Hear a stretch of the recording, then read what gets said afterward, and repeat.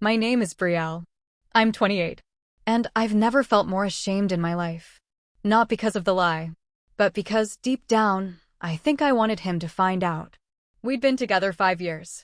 Anthony was my safest place, or at least, that's what I told myself for a long time. He was the one who kissed my forehead when I cried after my dad's funeral. He held my hand when I got that rejection from the design firm. He called me my girl like it meant something sacred. We used to be that couple, the kind that made friends roll their eyes because we were always wrapped up in each other. In grocery stores, restaurants, elevators. I'd lean on his chest, and he'd whisper things in my ear that made me blush for hours. But slowly, without warning, the warmth started to rot. At first, it was the small things. He'd kiss me, sure, but his lips would barely touch mine, like he was just going through the motions. He still held me at night, but I started to feel like I was being held in place, not held with love. I remember one night, I curled into him on the couch, trying to rest my head on his chest like I always used to. He didn't move. Didn't adjust or lean in. Just stayed still, eyes glued to the TV. I laid there anyway, listening to his heartbeat, hoping it would still sync with mine. I don't know when I started to feel invisible. Maybe it was the way he barely looked up from his phone during dinner. Or the way his compliments felt recycled, like something he'd already said 1,000 times. "You look nice," he'd say. Not beautiful. Not stunning. Just nice. It got in my head, the dullness. I started nitpicking myself in the mirror. My hips. My stomach. My thighs. I used to love my curves. But then I started comparing myself to women he followed online. I noticed how he lingered a little longer on certain photos, even if he didn't realize it. I watched the way his eyes lit up at strangers and dimmed around me. I started thinking, maybe if I fixed my body, he'd see me again. That's when the lie started. I told him my cousin was getting married in Tampa, that the whole family was flying in. I even showed him a fake itinerary. He kissed me goodbye at the airport. He hugged me tight, the way he used to. And for a second, I almost confessed. But I didn't. I flew to Miami instead. Checked into a clinic in Coral Gables. 20 grand, paid in cash. BBL, sculpting, post-op care, the whole fantasy package. I told myself I was doing it for me. That's what the surgeon said, this isn't about anyone else.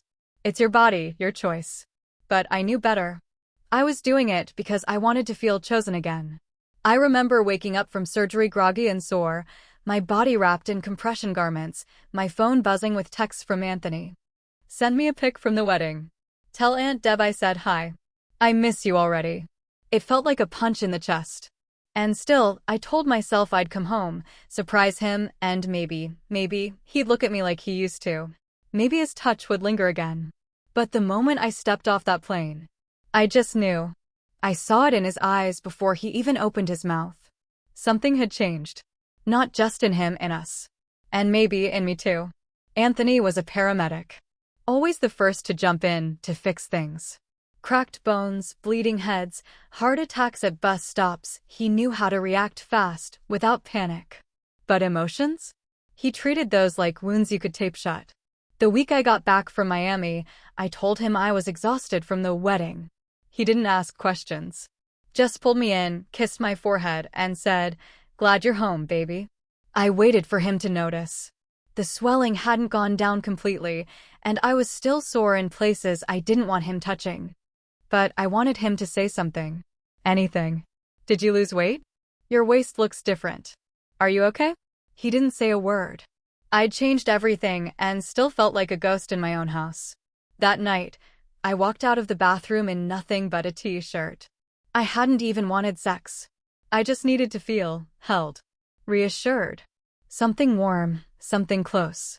He was already lying in bed, phone in hand, scrolling through some video of a guy falling off a roof. He laughed, loudly, like he didn't even hear me walk in. I slid in next to him slowly. His hand found my hip. "Damn," he muttered. "Thick." Then he reached for my thigh. That word, thick, it landed like a slap. Not because it was cruel, but because it was lazy. The new body I'd bought, painfully, nervously, secretly, was met with one word. One syllable. No eye contact. No pause.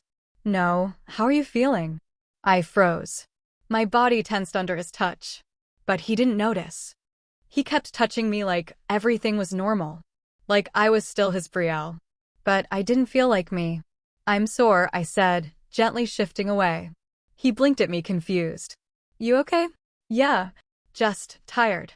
Can we just sleep? He nodded, but I saw it. That flicker in his face, rejection. Annoyance. Maybe even confusion. He rolled over, turning his back to me. I stared at the ceiling for hours, wondering why I felt lonelier now than I did in that cold, sterile recovery bed in Miami. The next day, we fought about groceries. Yes, groceries. He asked why I bought oat milk instead of almond. I said something sarcastic about him never buying anything himself. He snapped back. I raised my voice. He rolled his eyes. It escalated. Not because oat milk mattered, but because nothing else was being said. You've been acting weird since you got back, he finally said. What's going on? I opened my mouth, ready to tell him everything. The lie. The surgery. The fear that I was losing him. That I had already lost myself. But I couldn't. Instead, I snapped, You don't notice anything, Anthony. You just want sex and silence. His face hardened. That's not fair. Neither is feeling invisible in your own relationship. Silence. He walked out. Drove off without saying goodbye. I sat on the kitchen floor, oat milk leaking from the busted carton, my back against the cabinet, and finally admitted it to myself. We weren't fighting about groceries. We were fighting about how I'd changed and how he hadn't even seen it happen. Or worse, maybe he did. And just didn't care. Anthony came home from another 12-hour shift, smelling like antiseptic and heat. I was curled up on the couch, laptop open, pretending to be busy with freelance work I hadn't touched all day.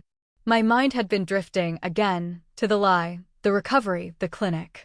The way his hand had rested on my hip like he owned it. Like it hadn't changed. He dropped his bag and leaned over to kiss the top of my head. I tensed. He didn't seem to notice. Or maybe he did. He just moved on, like always. Missed you, he said casually, grabbing a water bottle and tossing himself onto the couch beside me. His thigh pressed into mine. I shifted away slightly. So, he continued, reaching an arm behind me. You done working yet? We could watch that show you like. The one with the weird little murders. I gave a non-committal shrug. I'm tired. He laughed. You're always tired lately. That made me flinch more than the kiss. He didn't say it cruelly. He never did. Anthony wasn't the yeller, the slammer, the name-caller. But his tone carried that low-grade frustration, the kind that wraps around your ribs and makes it hard to breathe. I closed my laptop slowly. He patted his chest. Come here. I need a cuddle. I hesitated, then reluctantly curled into his side, head on his shoulder. His fingers started tracing circles on my arm, warm and familiar. His other hand rested on my thigh. I tried not to think about how close it was to the spots still tender from surgery. The stitches. The bruises. The work. Feels good to have you home, he whispered. You've been kinda distant, Bree. My stomach twisted. I should have said something. I should have let it spill. But instead, I said nothing. Because what do you say when the distance isn't miles, it's you? His hand slipped lower. It wasn't aggressive, but it was suggestive, slow strokes near the hem of my shorts. I held my breath. And then I flinched. It was so small, but I know he felt it. He paused, then lifted his head to look at me. You okay? I forced a smile. Yeah, just sore. He gave a soft laugh. Still? That must have been some party weekend. I froze. He didn't know, not yet. He still believed the wedding lie. I changed the subject quickly. Wanna just watch something? He hesitated, then pulled his hand back. Yeah, sure. The TV played, but I didn't hear a single word. I kept thinking about how badly I wanted him to touch me and how I couldn't stand being touched. How my body felt like someone else's sculpture. Like something I was renting, not living in. Later that night, as we got into bed, he spooned me from behind, arms slung around my waist. He kissed my neck slow, warm. Familiar. The way he used to. But I didn't melt. I didn't feel anything. I stared at the wall, my eyes wide open. He whispered, "You still love me, right?" I nodded before I could even think. "Yeah." He sighed and tightened his hold. "Good. Just feels like you're drifting lately." I didn't answer. I couldn't tell him I was drifting because I didn't know how to stay. I didn't know who I was in this body, in this house, in this relationship. I felt hollow. Beautiful, maybe, but hollow. And when his hand brushed over my hip again, and his lips pressed into my shoulder, all I could think was, it was supposed to be a romantic night. His idea. "I feel like we need something," he'd said the night before. "Just us. No phones, no distractions. Dinner, wine, maybe a walk after." I wanted to want that. I really did. So I agreed. Did my makeup. Put on the black silk dress he always used to like, the one that used to cling to curves I now felt I had bought. I looked in the mirror before we left, touched my waist, my hips, tilted my body from side to side. Technically, I should have been thrilled. The result was perfect. But I didn't recognize the woman staring back. At the restaurant, we sat across from each other in a cozy little booth lit by candlelight. He reached for my hand. "You look stunning," he said. My stomach clenched. The compliment was right. But it sounded like something he'd read off a script. Like the kind of thing you say when you're supposed to say it. "Thanks," I replied, pulling my hand back to sip my wine. We ate in silence for a while. I kept watching him cut into his steak like nothing had changed. Like we were still the same. I don't know what I was expecting, a sudden light bulb moment?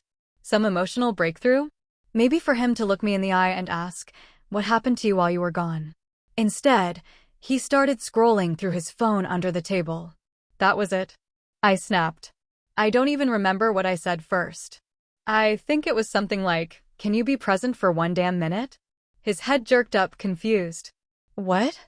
You brought me out here for connection, and you can't even put your phone away." He sighed, exasperated. "It was just a message, no. It's never just a message. It's always something. A screen. A distraction.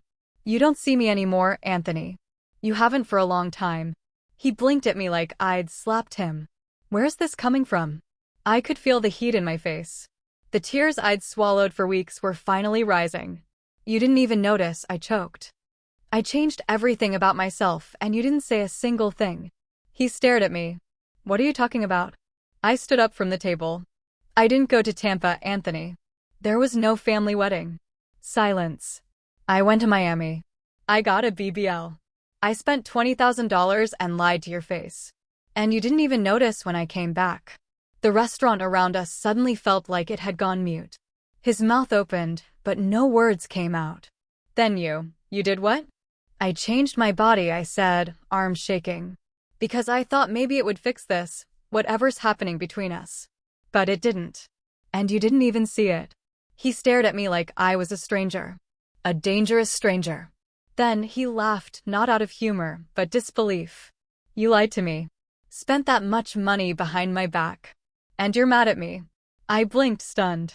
His voice had gone sharp, harder than I'd ever heard it. I hadn't prepared for this part. I thought maybe he'd cry. Or hold me. Or at least, try to understand. But he just shook his head. Unbelievable. He threw his napkin on the table, stood up, and walked out. I sat there alone, eyes stinging, breath shaky, wine untouched. People were staring. I didn't care. All I could think was, what did I just do? It's been 12 days since the restaurant. He hasn't said a word to me beyond the bare minimum. Keys on the counter. Dishes in the sink. The occasional, "I'm working a double." That's it. And I get it. I broke something. But the silence, it's suffocating. He still sleeps in the same bed, but on the far edge, back turned. No more arms around my waist. No more absent-minded strokes on my arm. No more goodnight. I miss his warmth like a phantom limb. I tried making coffee the way he likes, oat milk, 1 sugar, splash of cinnamon. Left it on the counter for him before he left for work. He didn't drink it. I tried cooking his favorite meal, Cajun shrimp pasta, extra garlic. He came home, saw it on the stove, and just said, "I already ate." I stood in the kitchen that night holding a wooden spoon like it could save me. I wanted to scream, just say something. Hate me. Yell. Cry. Anything. But I didn't. Instead, I scrubbed dishes in silence while he scrolled on his phone 2 rooms away. The distance was thick. Not dramatic, not loud. Just dead. And what hurts the most is that I see his pain too. I caught him staring at our old Polaroid stuck to the fridge, the one from that beach trip where he carried me on his back through the water, and I was laughing like I didn't have a care in the world. He looked at it for a long time. Then he peeled it off and slipped it in a drawer. That night, I heard him in the shower. It was late, close to 1 a.m. I walked past the bathroom and heard him breathing heavy, not sobbing, just breathing like someone holding back the weight of something enormous. I sat outside the door for 5 minutes. Just sat. Not knocking. Not saying anything. I don't know what I was waiting for. An invitation? Forgiveness? I lied to him. I spent our savings. I chose vanity over honesty. And I did it all pretending it was about me, when really, it was about trying to feel worthy of him again. And yet, I miss him. I miss how he'd rub my back while I brushed my teeth. I miss how he'd press his cheek to my shoulder while I cooked. I even miss how he'd mutter, "Babe, come to bed," when I stayed up late scrolling mindlessly. Now he doesn't mutter anything. This morning, I sat on the porch with my knees pulled to my chest, watching the sun crawl up the sky. He passed by me, gym bag in hand. I said, "Morning." He just nodded. Not coldly, just hollow. He's not being cruel. He's grieving. Grieving the version of me he used to trust. And the hardest part? I don't know if I can get her back either. I thought about writing him a letter. Pouring it all out. Every feeling, every moment I felt small, unseen, afraid. But it felt too late. I don't even know if he wants me to try anymore. But I still feel like there's something left. A spark under the ashes.